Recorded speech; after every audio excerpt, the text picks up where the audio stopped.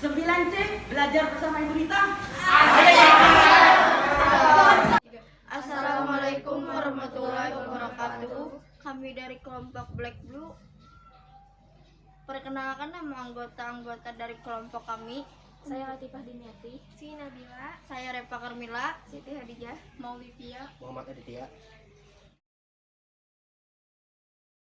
Terjadinya Perang Emu. Perang Emu atau The Great Emu War bermula pada tahun 1932 saat para petani di negara bagian Australia Barat berjuang melalui depresi hebat. Banyak di antara mereka adalah veteran Perang Dunia I dan sekembaliannya ke tanah air diberikan pemerintah sebidang tanah dalam kondisi yang keras di Australia Barat. Pemerintah juga menjanjikan mereka subsidi untuk menanam gandum dalam tanah yang kering. Para veteran itu lalu mengairi tanah kering tersebut agar gandum bisa tumbuh. Tetapi tanpa disadari juga menarik perhatian emu. Populasi burung emu selalu dapat dikendalikan. Tetapi kekeringan yang lebih lama dari biasanya membuat 20.000 emu bermigrasi dari pedalaman Australia ke perkebunan tersebut.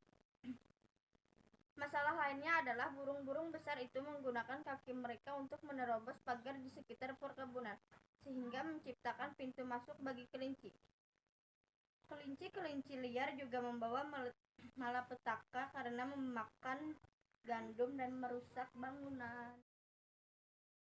petani semakin frustrasi dengan subsidi pemerintah yang dijanjikan tak kunjung terwujud. Delegasi petani kemudian pergi ke ibu kota Australia, Canberra, untuk meminta persetujuan membantai emu. Mereka memiliki senjata dan mereka memiliki pengalaman tempur.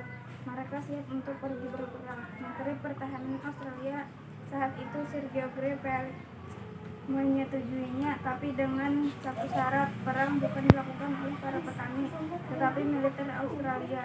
Peelage percaya ini akan menjadi cara agar para petani yang kecewa tetap semangat serta menjadi latihan menembak sasaran bagi pasukannya. Begitu yakinnya Peelage bakal menggenggam kemenangan cepat. Dia sampai mengutus seseorang juru kamera untuk mengabadikan momen dan memerintahkan orang-orang menyimpan bulu emu di topi mereka. Kampanye militer ini dipimpin oleh Mayor BPW Meredith dari artileri kerajaan Australia, ditemani oleh 2 tentara, 2 senjata Lewis, juru kamera, dan 10.000 peluru. Mereka memasuki wilayah yang bertekad untuk mengalahkan emu. Strateginya adalah mengirim emu ke daerah kecil dan begitu mereka terkepung dibantai secara massal.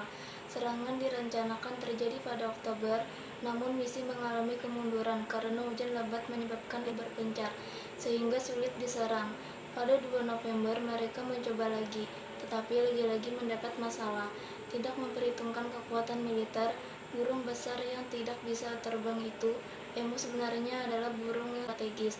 Dan ketika tertekan, mereka pecah menjadi berkelompok-kelompok kecil dan melarikan diri ke arah yang berbeda-beda.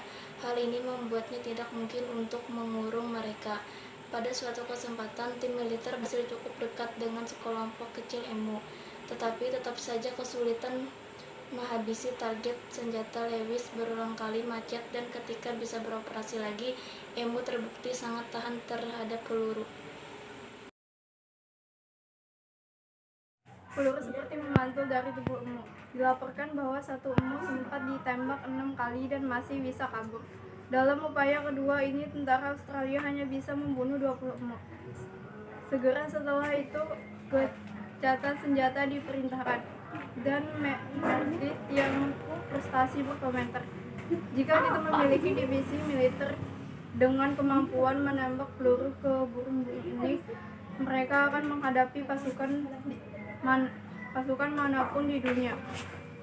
Mereka bisa menghadapi senapan mesin dengan kebal tank. Akan tetapi para petani mendesak perang harus dimenangkan, dan setelah beberapa lobby dari Premier Australia Barat, The Great Emu War berlanjut pada 13 November. Meredith dan timnya kemudian mendapatkan hasil yang lebih baik dengan menghasilkan 10.000 peluru. Mereka bisa membunuh 986 emu.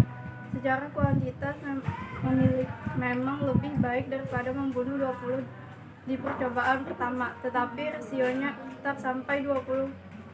Angka itu juga diperkirakan menjadi salah satu rasio peluru untuk membunuh terburuk dalam sejarah militer. Saat Teget Emu War berakhir, simpati publik awalnya berpihak ke Emu. Laporan media-media menunjukkan Emu berlarian atau sekarat. Berujung protes publik dan bahkan timbul gejolak di Inggris pada perang Emu yang sedang berlangsung. Parlemen Australia menanyai Prince mengenai taktik tersebut dan menanyakan apakah ada cara lebih baik untuk menyelesaikan masalah tersebut. Salah satu anggota DPR bahkan dengan sinis bertanya, apakah akan ada medali kehormatan yang diberikan untuk perang ini? Prince meyakinkan parlemen bahwa mereka bertindak secara manusiawi dan taktik pemusnahan massal dipermalukan. Dia meminta kesempatan lagi untuk mengalahkan Emu, namun pada akhirnya opini publik menang, dan Teget Emu War dipindahkan untuk berakhir. Emu menang. Burung-burung emu terus merusak ladang gandum di Australia Barat. Dan 2 tahun kemudian para petani kembali meminta bantuan militer dari pemerintah. Untungnya bagi para emu, permintaan itu ditolak.